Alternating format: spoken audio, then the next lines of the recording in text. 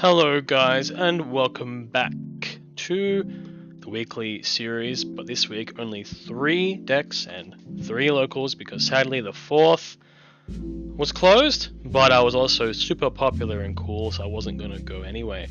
But with that being said, let's jump straight into it. I'm going to try and keep this video faster than the others because it's not as cool, and time of recording, the new ban list has come out, so a lot of the stuff in the next couple of decks aren't that relevant anymore, sadly, but that's, there's lots more to consider and work with now too. So, first deck I have here was a bit of a meme. I guess this is like Invoked branded Despia. Yeah, bid or dib. But yeah, this is like super fun, but firstly I played it horribly. I played this so bad. Like, I feel like I was doing these amazing turn 1 fields and my opponent just broke it. So I don't know if I was playing wrong or they were just drawing better. But yeah, the theory is quite simple. It's just like play like normal branded Despia, but you have Alistair and Meltdown and Invocation instead of like Edge Imp, which of course Edge Imp is just way better. Edge Imp is so much better, but this was a lot of fun. And then Double Summon, don't ask, this is just a card I like to use. It's so much fun. If you have Double Summon, you have Alibi and Alistair in the same turn. Really fun stuff, really cool. But yeah, this, you can also like Allure Alistair away, and then Invocation as a poly, and then banish Invocation to get back your Alistair you banished off Allure. Did that a couple of times, but shamefully went 1-3 playing this. But I should have, like, honestly, I feel like I could have gone 4-0. Like, the deck wasn't that bad. Like, I was doing really cool stuff. Like, having Mechaba on your fields is just nice. And a really cool thing about this deck as well, you can actually keep this ratio really slim because you can Lubellion into these cards. Like, you can Lubellion shuffle back Mechaba and then make it again later on if you really have to. And then that's like really, really, really cool. So you have like all the stuff you need. It just feels really good to play Mechaba because the normal branded Despia deck doesn't have any Omni negates, which is really kind of sad sometimes. Like, really, really, really sad. I think that's the biggest weakness. Like, I think branded Despia is like so fair, but it's like strong fair. I don't know how to make that even make sense, but it doesn't put up floodgates. It doesn't put up negates. It just kind of interacts. It's got big fusion monsters, and it just interacts. It banishes. It pops. It floats. It's got good grind. With that being said, you are weak to a lot of cards. You don't have any Omni negates, especially. So that's why I, rant over. Love Mechaba in this. And then I just played the Magister's Moon Maiden just in case you're not fusion locked and then you really need to get the Alistair out of there. Came up several times, so I'm glad I played that.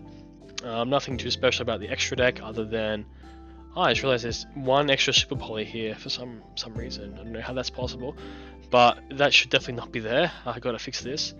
But anyway, Mystic Mine for the terraforming. I probably could have played like set rotation, Mystic Mine main deck, just make it 60, totally fine. But will I play this set deck again? No.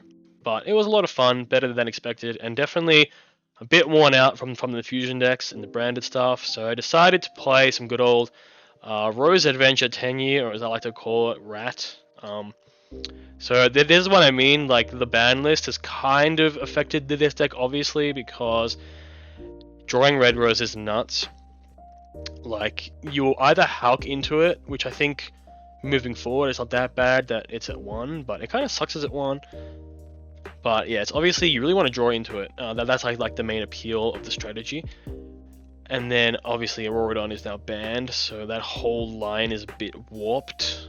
I still think you can play this with some mild adjustments under the new ban list, but I guess the main thing I was getting at with this deck was I wanted to use Ready Fusion.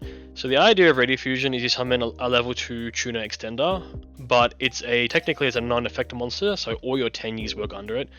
Works with Vessel. So similar to how you play a Carboneton to get a vanilla, you can play Ready Fusion to get this as a vanilla. And then the level is kind of cool as well because you can, turn Baxia and the Vein Bird into a level 10. Chishao and this into a level 10. You can make have a Yazi and then Ready Fusion this guy into a Dark Chaofeng, and then Dark Chaofeng I think is something like really unexplored and really underrated right now, obviously with branded Despia poised to be one of the best decks, if not the best deck.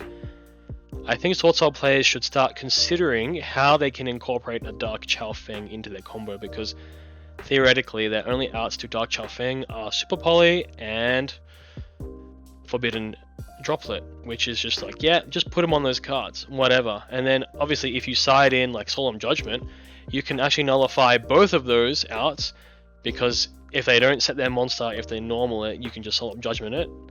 So then they cannot possibly get a way to, you know, fuse with your field. And then likewise, if they don't pitch a trap for their Droplet, well then they're also screwed. Maybe there's also a way to incorporate Herald of the Arclight into the end board with the Dark Chaofeng. But other than that, at this locals I went 4-1. I nearly won. The only game I lost was where my brain just shut off and I did a horrendous misplay and I just kind of took it. I'm just like yeah, if you pop Despian Quaritus, it can summon out Fallen of Albaz. Remember that. It doesn't just summon a Despia, summons Fallen of Albaz. So yeah, in the side deck, I decided to play Nightbeam, but I think you probably want to max Cosmic, and then if you want to play a card like Nightbeam, you probably play Blizzard. I think Blizzard's a bit better, but Nightbeam can hit traps where Blizzard cannot. Otherwise, it was so refreshing playing this deck after like 3 weeks of playing nothing but fusion decks. And I think people just like stop playing this deck, and I'll be controversial, only good players play this deck. I've never seen a bad player play this deck. But that's like another story of, you know, who's good and who's bad and what's good and what's bad. But if people just kind of stop playing this, they kind of play that other sad deck instead. I think there's nothing wrong with this deck. In fact, it feels really good when I pilot it. So yeah, amazing, cool deck. In the last deck, I just played I guess a simple-ish Sword Soul Hulk deck with the Ready Fusion. This time you have the Coral Dragon in here. So the main idea of the Coral Dragon is, say your Murray gets interrupted, you can go, you know, Monk. So you have like, you know, Monk Murray gets interacted with. Then you can just go Ready Fusion into a Hulk, or Ready Fusion into a Coral Dragon, and then into a Hulk. So you get like double draw of your Murray, triple draw with your Qixing. It's really cool. Again, simple, effective, elegant. Sword Soul is great. It ain't going nowhere. It only gets stronger. Removal of Deskbot and Auroradon is a shame, but then you just go full Floodgate route. Like, as you can see, I'm maining the anti-spell. Desires came back to 2. You know, get to play good stuff like D-Barrier, anti-spell, Rivalry, just all that good stuff. Sword Soul ain't going anywhere. Definitely be on the lookout for more Sword Soul, as, you know, definitely a tier 1 contender. And when you main deck for Despia, it can be really oppressive and just sucks to play against. It is just so annoying to play against the Floodgates.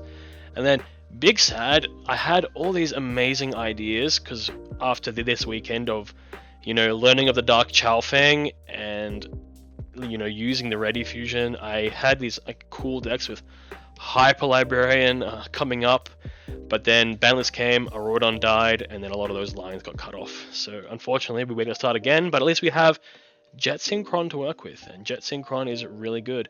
So like, in theory, you know, for example, this deck loses some direction, but you just include tuning, Jet Synchron, and another Synchron monster, and you're good to go.